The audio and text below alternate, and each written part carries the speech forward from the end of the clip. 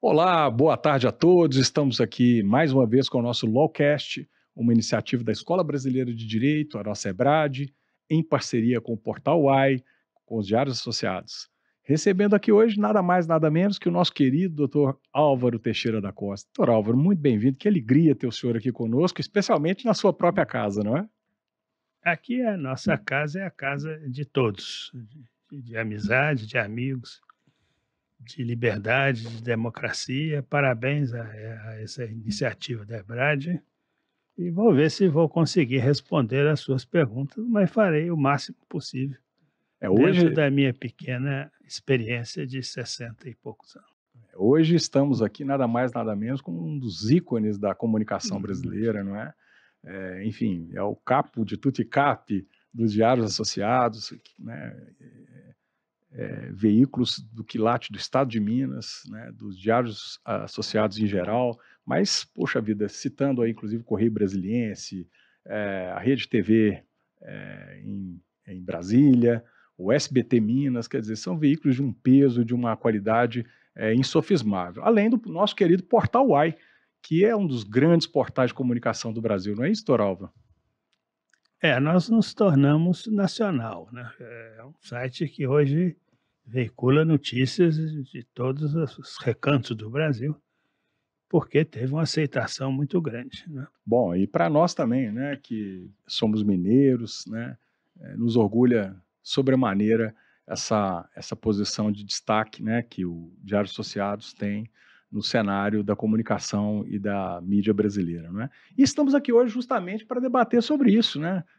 Eu como leigo no tema, mas para a gente conectar o tema do direito com o da comunicação, da liberdade de imprensa, da liberdade de expressão, da liberdade de comunicação, e eu não podia deixar de ouvir um dos nossos mestres, né, um verdadeiro oráculo aí da nossa imprensa brasileira. Doutor Álvaro, o senhor acha que a liberdade de expressão, de comunicação e de imprensa tem sido, enfim, observados esses princípios, ou o senhor está com alguma coisa no radar?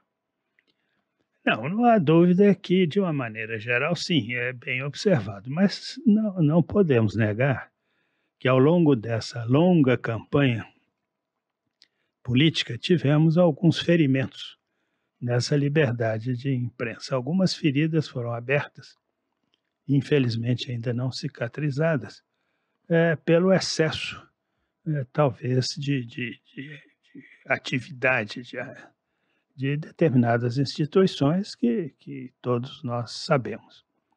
É preciso, nessa hora, ter muita serenidade, muita sabedoria e evitar esse confronto, essa disputa deletéria entre facções, né, que eu acho que isso não conduz a nada. Eu acho que essa questão político-partidária, ela é até secundária, não é? Eu acho que o grande problema nosso, né, no Brasil é resguardar as nossas instituições, resguardar os nossos princípios democráticos, né, e as nossas liberdades, né, a liberdade de expressão, a liberdade de pensamento, a liberdade de convicção política e ideológica, a liberdade de manifestação religiosa, a liberdade intelectual, né? Elas estão todas, essas liberdades, resguardadas aí no nosso artigo 5º da Constituição, não é?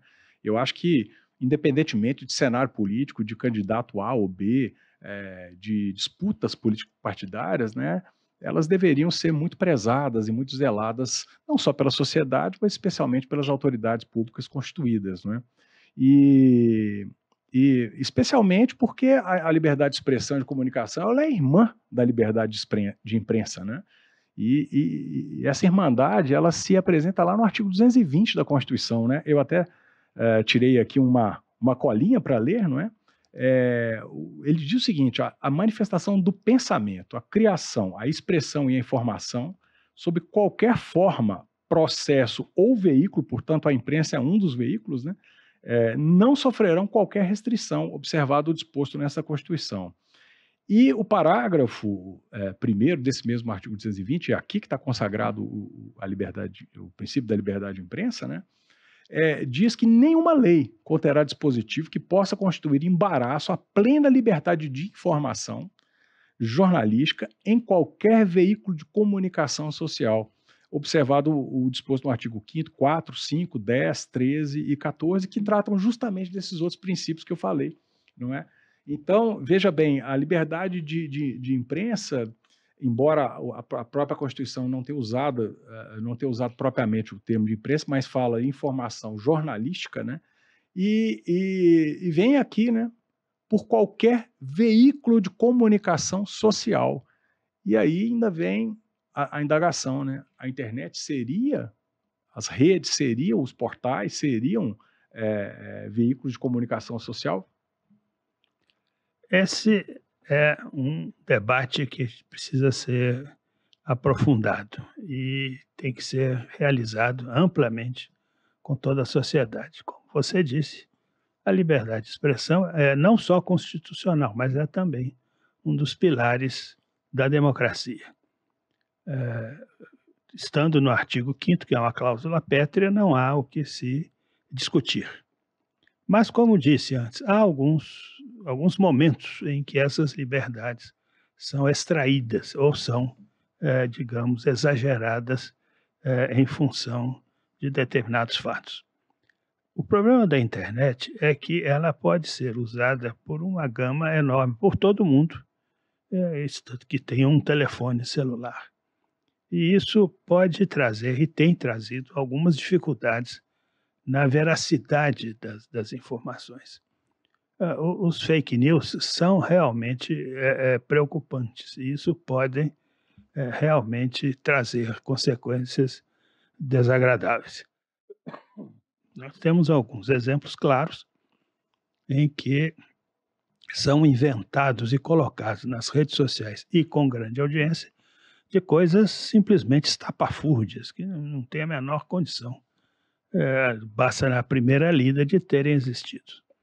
Eu não sei se precisaríamos estender a legislação sobre o assunto, porque também uma coisa muito regulada acaba sendo também danosa para a qualidade e a quantidade de informação. Mas é um assunto recente que a gente tem que trazer a população para um debate amplo. Não se pode ter uma liberdade absoluta, porque fatalmente iremos atingir o direito e a reputação de quem está sendo atingido. Nesse caso, a Constituição ainda prevê punições, e isso é que precisa ser bastante examinado e realmente ser recorrido. A pessoa que foi inveridicamente atacado tem que recorrer a essas instituições jurídicas para que tenham as suas liberdades vigiadas e respondidas à altura às acusações de cunho falso. É um problema muito delicado e muito amplo, mas estamos caminhando. Alguma coisa já foi feita, alguns sites realmente complicados foram extraídos, né, da comunidade, e alguns também sem muita explicação foi atacado de uma maneira que a gente não consegue explicar. Tem um site aqui em Belo Horizonte, em Minas, de uma moça que eu acho muito interessante, e ela tem um partido político, claramente. Mas eu nunca vi nada que fosse acima da liberdade, da lei, e acima da reputação que ela envolve os seus comentários. Então eu acho que essa moça, por exemplo, já foi perseguida de uma maneira não adequada. Esse tipo de coisa é que nós temos que dar visão e visibilidade para citar as incoerências que se dizem nesses processos todos de liberdade. Eu acho que todo mundo tem o direito de ter um lado nas suas expressões e tem que ser reconhecido, uma vez que não há assim, perigo ou risco nenhum de atingir a imagem de quem quer que seja. De uma maneira geral, a nossa liberdade de imprensa tem ocorrido desde o fim da Revolução, e que não há, assim, grosso modo, nenhum cerceamento assim, explícito da expressão de pensamento e da publicação na imprensa de um modo geral. Mas há exceções que são desagradáveis, e essas exceções nós precisamos selecionar, combater e resolver. Eu acho que o senhor tocou em pontos aí nevrálgicos, né? Pontos muito interessantes, né? E que merecem um pouquinho a nossa análise, né? Por exemplo, o senhor colocou, olha, a liberdade não pode ser ilimitada, obviamente, né? Ninguém pode usar a sua liberdade para cometer delitos, para cometer crimes, assacar contra a honra de ninguém, não é? Atacar a reputação de outrem, né? Denegrir a imagem, né? E o senhor mesmo, sabiamente, né, Dr. Álvaro, já, vamos dizer assim, prenunciou os remédios que a nossa Constituição receitua para coibir esse tipo de prática, né? O inciso 5º e o inciso 10º da Constituição já prevêem, né, ação por danos morais, materiais, né, direito de resposta, né, muito utilizado, inclusive, no meio jornalístico, né, proporcional ao agravo. Se vale também, né, lá no artigo 186 do Código Civil, dizendo que é ilícito não só o ato ilícito em si, mas o abuso do direito, né? Quando a pessoa se vale de um direito, como é o direito de expressão, o direito de livre manifestação de pensamento e tal, para cometer ataques, né, indevidos, né, a terceiros, né? O grande problema que eu acho que a gente vem discutindo muito é a questão da censura prévia, não é? Que veja bem, o próprio parágrafo 2º aí do artigo 220, né? Ele diz o seguinte: é vedada toda e qualquer censura de natureza política, ideológica ou artística. Então, o senhor bem colocou, o site, o jornalista, ou o dono do canal do YouTube, ou enfim, aquele que está fazendo a sua manifestação, ele pode ter, obviamente, uma inclinação política, ideológica ou artística, não é? De natureza assim ou assado. O que ele não pode fazer é se valer disso para poder atacar a honra, a reputação de terceiros, né? Mas o grande problema maior é a questão da censura prévia. E aí o senhor tocou num outro assunto que é muito interessante, não é? Que é a censura que está sendo feita, porque ainda quando há um controle estatal, ainda há uma autoridade pública a quem a lei confere poder para isso, não é? O Poder Judiciário, eventualmente o Ministério Público, ali agindo, né, nos limites da sua competência. Agora, estamos assistindo também plataformas, não é? Suprimindo canais e conteúdos.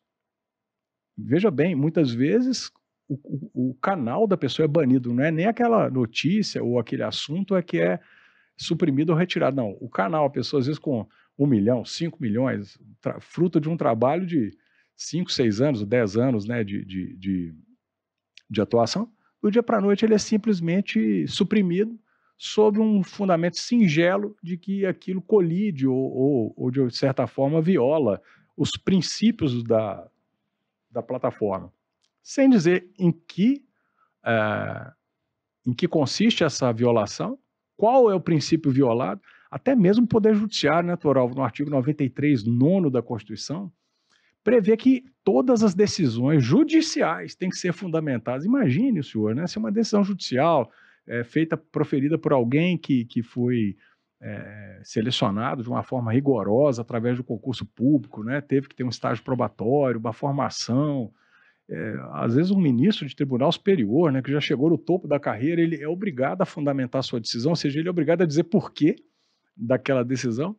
Essas plataformas agora são, de certa forma, autoritárias, não é? Elas dizem não a determinada pessoa e sequer a pessoa tem o direito de saber o porquê. Não é? Me parece um pouquinho essa hipótese que o senhor colocou aí, né, do site em questão aqui.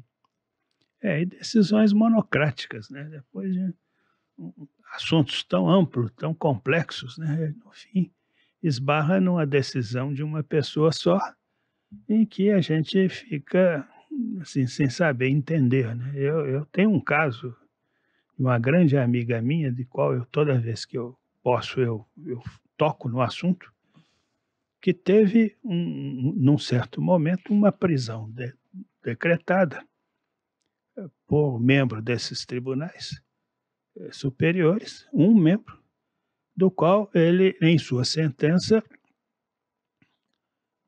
cita uma determinada gravação que não consta nos autos. Então, quer dizer, não existe nos autos o embasamento da sua decisão. Quer dizer, é um negócio assim que não pode acontecer.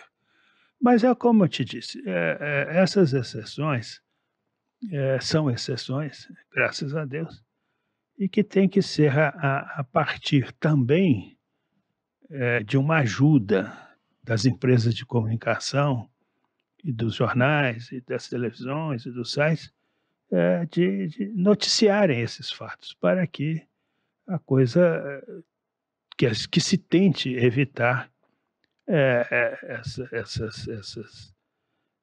esses desvios, né, que a gente tem notado e está nítido essa história. Há coisas também que você citou na parte educacional, na parte artística, também que estão, algumas vezes, tendo alguns desvios muito desagradáveis, de uma maneira geral, em que, em nome da liberdade, fazem atos e exposições de coisas absolutamente inconvenientes para crianças. E aí é exaltado como se fosse uma liberdade de expressão artística. Quer dizer, esses limites não podem ser ultrapassados. A minha cultura, a minha idade não permitem engolir, digamos assim, desculpe o termo, determinadas coisas. Acho que não se pode chegar nesse ponto de expor crianças a determinados assuntos antes que eles tenham uma formação adequada e já com a idade suficiente para entender determinadas situações. Ainda ontem, né, num grupo que eu fui votar, tinha lá um cartaz nitidamente fazendo apologia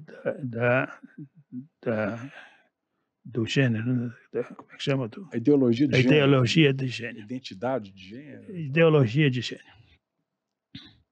É um assunto que não pode vir à tona agora, não pode virar público, tem que ser discutido amplamente, tem que haver um consenso geral. Não é um grupo que fala, não, eu agora vou fazer isso, agora eu vou fazer aquilo, e começa a fazer. Quer dizer, eu não sei, eu já não tenho mais filhos, nem netos, né, nessa idade, mas as pessoas que têm crianças, né, talvez não gostem, né, de ter essa... E a questão da liberdade artística e de expressão, né, ela não precisa ser tolhida, mas basta haver, como sempre houve, né, a questão das faixas etárias, né, às vezes até o princípio da autorregulação, né, isso aqui é apropriado para o público de até tal idade, isso aqui, como a gente a vida inteira conviveu, né, no cinema, né, na televisão, né, a vida inteira houve uma certa adequação, não cercear o direito de criação, de expressão, de exibição, mas adequar a determinada faixa etária. Né? Porém, né, ressalvada as suas características. Né? Já o Evangelho dizia, né, que deixa vir as minhas criancinhas. Né, claro, por isso, coisa, para preservar. Né, tem que preservar a inocência da criança. Eu acho que isso é... Discernimento, né, o poder de discernimento em determinada idade. Né? Ninguém pode se aludir à liberdade de imprensa para fazer esse tipo de exposição. Então, volto àquela mesma tecla. A liberdade de expressão é fundamental para a democracia e é constitucional. Mas não é infinita. E por não ser infinita, o abuso, cumpre a nós... O que coíbe é o abuso, né? O que coíbe é o abuso. Esse seu substantivo diz tudo. Quer dizer, a palavra abuso tem que ser evitada em qualquer aplicação que ela caiba. Abuso de comida, abuso de esporte, de fazer esporte, abuso de beber, qualquer abuso é extremamente prejudicial para todo mundo. E o abuso da liberdade de imprensa talvez seja um dos mais prejudiciais. Vamos ter a liberdade, é preciso, nós não podemos ser cerceados nisso, mas com responsabilidade. Com responsabilidade, nós tocamos a nossa vida para construir um país melhor.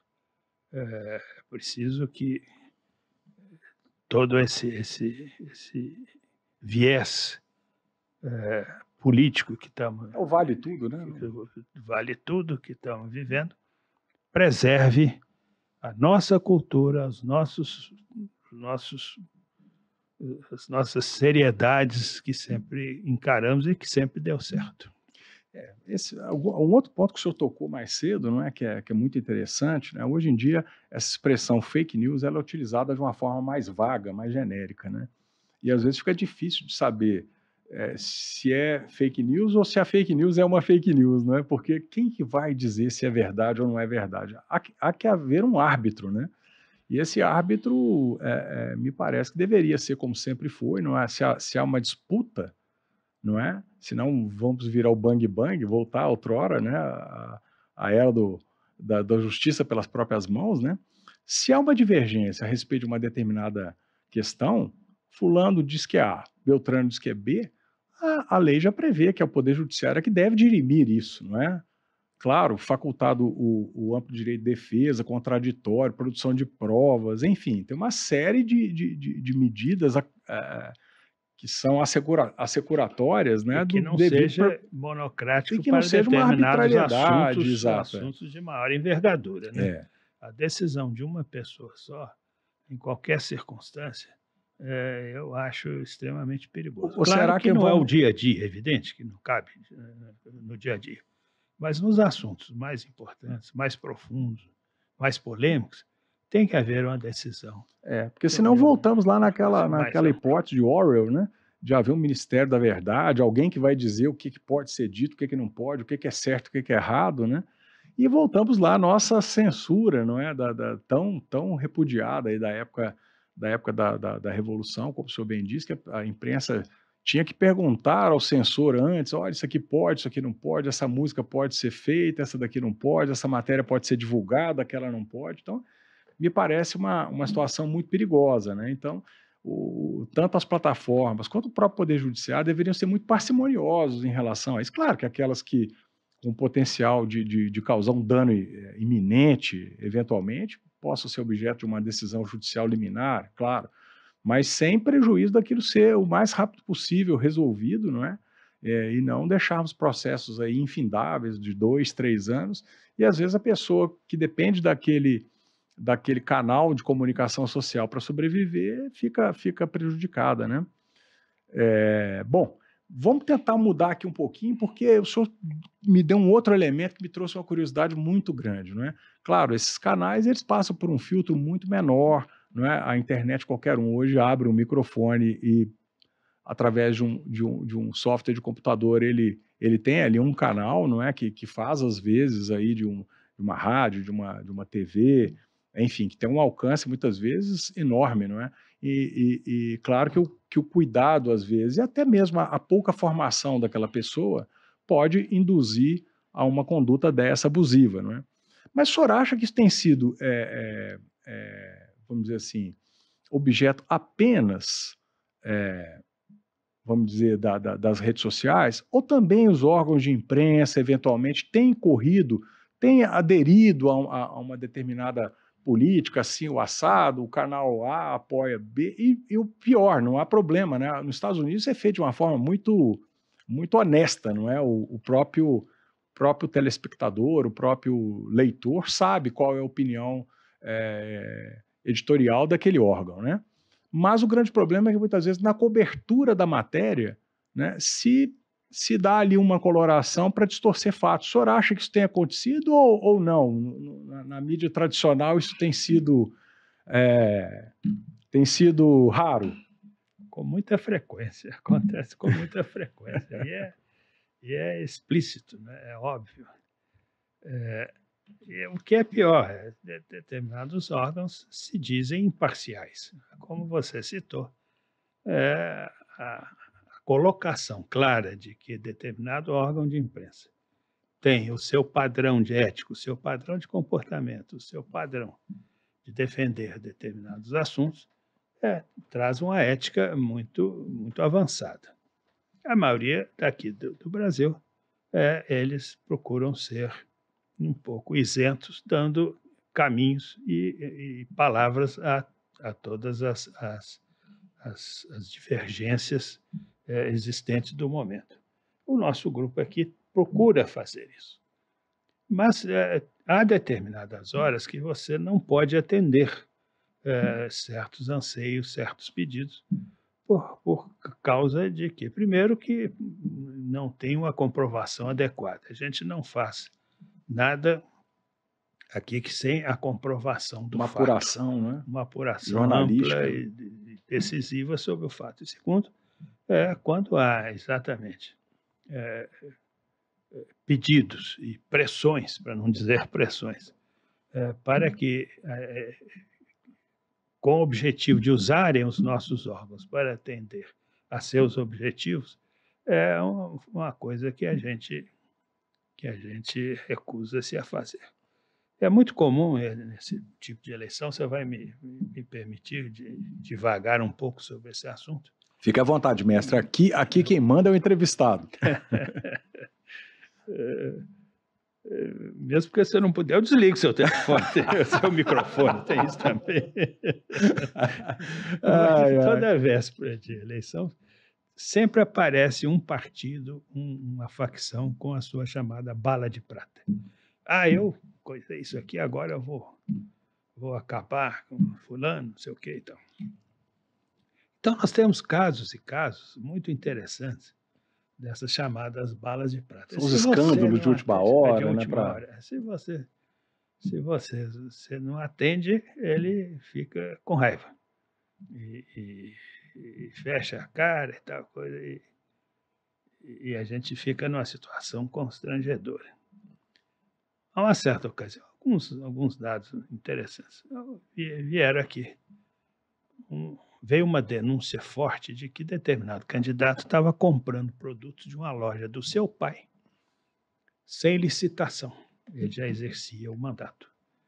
E que, portanto, era nítida a transgressão e antiética desse processo, porque trouxeram as notas fiscais comprovando que aquela loja que todo mundo sabia que era do pai do candidato tinha vendido esse material e que não foi licitado. Aí mandei apurar. Era uma compra feita pelo órgão estatal. Realmente feita pelo órgão estatal, realmente comprovada.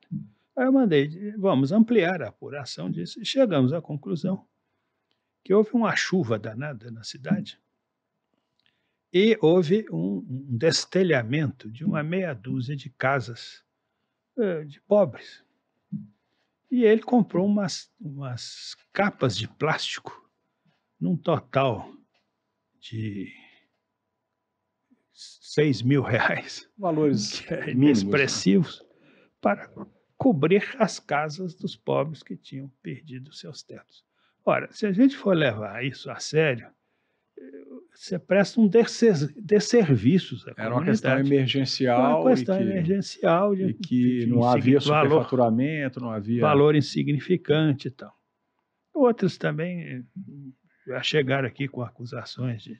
Por isso que é importante a apuração jornalística, né, apuração, mestre? Quer dizer, por outro lado,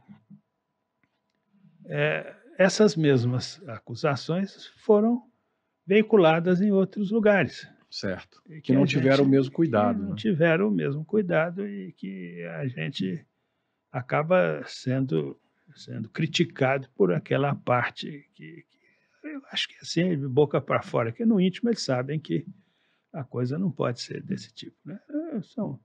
Já tivemos acusações de pedofilia de candidato, de que não se comprovou, uma série de... Essas acusações de última hora, elas são sempre preocupantes, né? Porque pode não dar prazo, dar tempo à pessoa para o esclarecimento, e vale mais, às vezes, a manchete que vai desabonar, né, aquela pessoa, do que depois nada mais vai reparar aquela situação, né. A reparação, o direito de resposta existe, mas nunca deixa a coisa exatamente como era no status quo ante, né, quer dizer, a pessoa sempre sai com alguma perda nessa história. E essa eleição também não foi exceção. Tivemos também alguma coisa, eu não vou citar, porque aí pode, qualificar os nomes aqui, que não é o caso. Mas, de qualquer forma, eh, aqueles velhos conselhos, né, das avós, né, fique no meio termo, né, não vá nem para um Os lado nem romanos para o já diziam: outro, "In medio virtus", né. em média é virtude, no meio é virtude. Quer dizer, se você conduzir a sua vida, a sua ética, a sua Equilíbrio, postura, o seu equidistância, né. equilíbrio, fique no meio, não fique nem para um lado nem para o outro de fatos, de pensamentos, de liberdades, né. Você tem a liberdade sim, mas com certos limites, que assim o mundo só tende a melhorar.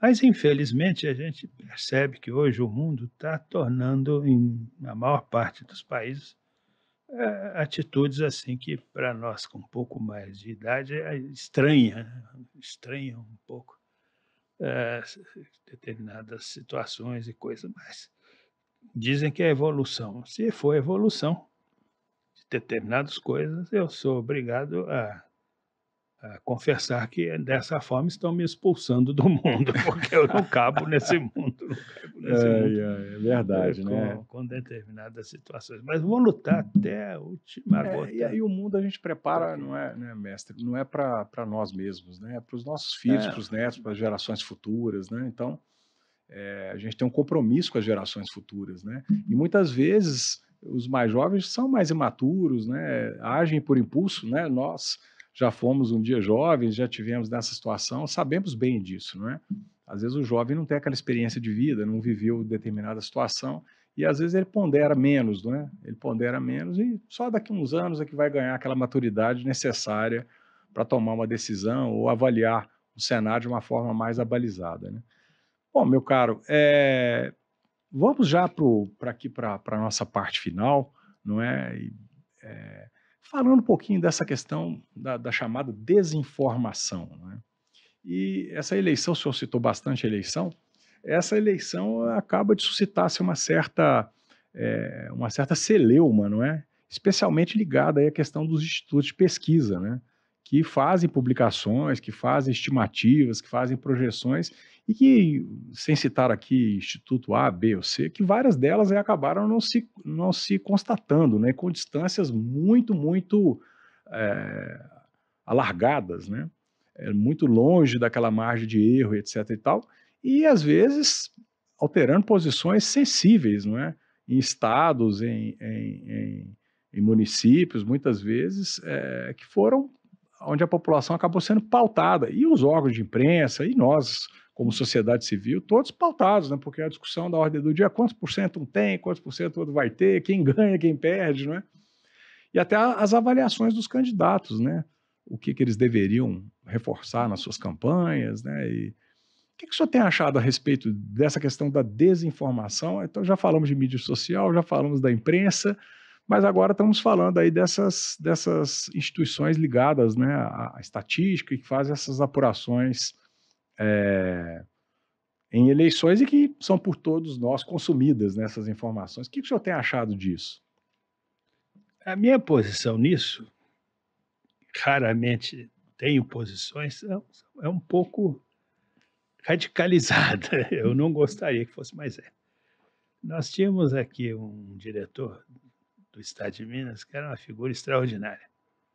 Ele era um ser ameno, calmo, e evidentemente o dia a dia nosso aqui é muito estressante, então há certos momentos que ele estava a ponto de explodir, e ele chegava ao máximo de dizer: "Esse negócio eu quase que me irrito". Ele para um pouquinho antes de se irritar. Porque já estava no máximo da irritação. Então eu digo, esse negócio de pesquisa eu quase que me irrito, porque, eh, vejo alguns com más intenções, algumas instituições com más intenções. Umas dão preferência a determinados grupos e forçam para que eles estejam em boa situação até as vésperas da eleição. Na véspera ele tenta corrigir, às vezes não dá tempo de corrigir. Os erros têm sido frequentes. As tecnologias estão avançadas, não se admite esses erros que estão acontecendo. Já houve discussão sobre o assunto, até propostas de que as pesquisas não saiam. A pesquisa de boca de urna parece que já foi eliminada. Mas a pesquisa já houve discussão para que as datas de encerramento das pesquisas sejam com mais antecedência. E eu acho que isso é importante. Eu vou dizer aqui, por exemplo, num mês antes da eleição não poderia haver mais pesquisa, porque... Mas não pode acontecer o oposto, prevalecer aquela informação que foi distorcida lá atrás, como não houve nenhuma outra mais recente? A informação distorcida complicado, né? É complicadíssimo. Vai prevalecer sempre. A menos que você proíba, aí também já é. Já é demais, né? Seria porque aí estaríamos ferindo a liberdade de expressão. De expressão. Para vermos aí, né, nossos caros telespectadores, quão difícil é esse tema, não é? Muito. Porque há que se permitir tudo, não é? Desde que não haja nenhum ilícito ou abuso, não é? E como traçar esse limite do abuso? É complicado, né? Eu acho que a solução é a publicação mais antecedente possível da eleição. Sem querer fazer crítica, é claro que as empresas de pesquisa têm seus pesquisadores, não em tempo integral, mas contratam por trabalho em determinadas situações. Ora, e é humano, essa pessoa que já é calejada no assunto, ele sabe aonde bater, ele sabe aonde perguntar. Então, se ele quiser distorcer, né? Ele já sabe, se eu bater ali... Isso a gente tinha muito... na amostragem, né, mestre? A gente tinha isso muito na nossa rede de televisão, que a gente sofria muito com esse episódio, porque se o pesquisador quisesse dar ênfase a um determinado programa de televisão, já sabe que aquela casa vê aquele programa, aquela outra casa, aquela outra casa. E se quer que não seja muito grande, ele vai em outras que sabe que...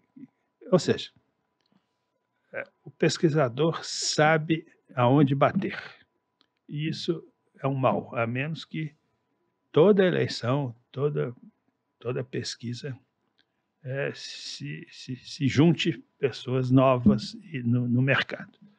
Claro que se alguma agência de pesquisa ouvir esse nosso podcast, ela não vai gostar do que eu estou falando. Mas, antes de ser uma crítica, eu gosto de dar um conselho, né, se é que me é possível, para que eles tenham um pouco mais de cuidado. Um pouco mais de critério, porque fica arriscado até a própria credibilidade, né, do Instituto. Né? No momento em que se diz que existe um voto útil, é claro que a pesquisa está indicando, né? Qual o voto que o sujeito quer votar de forma útil, que é um conceito extremamente ruim, estragado, deturpado, mas que leva os leitores a não quererem perder, entre aspas, o voto e votarem naquele que tem a tendência de ganhar. Isso é extremamente nocivo. Não há o que discutir sobre isso. É preciso...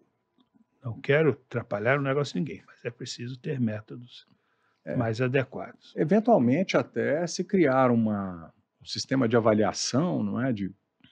de um ranking, como existem, né, em outros tantos ramos, de rating, né, em que se possa ali conceder uma nota de acordo com o percentual de acerto, não é? E quão longe ou mais próximo foi a estimativa, né, do resultado final. Existem algumas outras formas sem, obviamente, interferir, né, na liberdade da pesquisa, da apuração e da divulgação, e, ao mesmo tempo, privilegiar aqueles que fazem um trabalho mais sério, mais competente, né? Porque muitas vezes também a questão pode ser não de seriedade, mas às vezes de falta de acuracidade, né, Eu brinco com os meus amigos e familiares que as pesquisas deviam ter a margem de erro de 20%. 20% para mais, 20% para Aí menos. comportava tudo. Aí ninguém ia entender o que estaria acontecendo. Meu caro Dr. Álvaro, é uma honra para nós poder bater esse papo, né, sobre direito, cidadania, né, e liberdade de imprensa, de expressão, de comunicação. E ouvir o senhor aqui, para mim, é uma alegria muito grande, não é? Tê-lo aqui com o nosso público da EBRAD, né, da Escola Brasileira de Direito, né, das faculdades ligadas aí à Ânima Educação, né, especialmente a Milton Campos, né, de onde, enfim, temos aí uma iniciativa também de podcast jurídico, né, e tratar do tema com o mestre, né, com uma das maiores autoridades e das pessoas mais experientes, além da competência, toda a experiência no setor durante todos esses anos, né, à frente de uma instituição centenária, que tem muita credibilidade, sempre procurou e buscou honrar essa credibilidade, né. Eu queria agradecer e dar a palavra para que o senhor possa, então, fazer suas considerações finais e, enfim, fique à vontade. A nossa trajetória do Estado de Minas, de 95 anos, já disse, né, qual foi a postura desse órgão durante a história de Belo Horizonte e de Minas Gerais. Porque não fosse isso, a gente já estaria fora do mercado. Mas falar com o reitor da Faculdade Milton Campos é sempre um prazer, porque eu sempre aprendo muito com você, doutor João Batista, e com as suas atitudes e com sua formação de ética profunda, a quem eu reconheço e reverencio. E também lembrá-lo que você dirige uma faculdade que tem o nome de uma das maiores figuras públicas desse estado e desse país. Milton Campos é uma pessoa que tem que ser lembrada e reverenciada sempre que possível. Um bom trabalho, já sei que você está fazendo, sucesso, e conte sempre conosco dentro da nossa intimidade e da nossa amizade antiga. Muito obrigado, Dr. Álvaro Teixeira da Costa, né? Muito obrigado a todos e até o nosso próximo Lawcast. Um abraço, pessoal!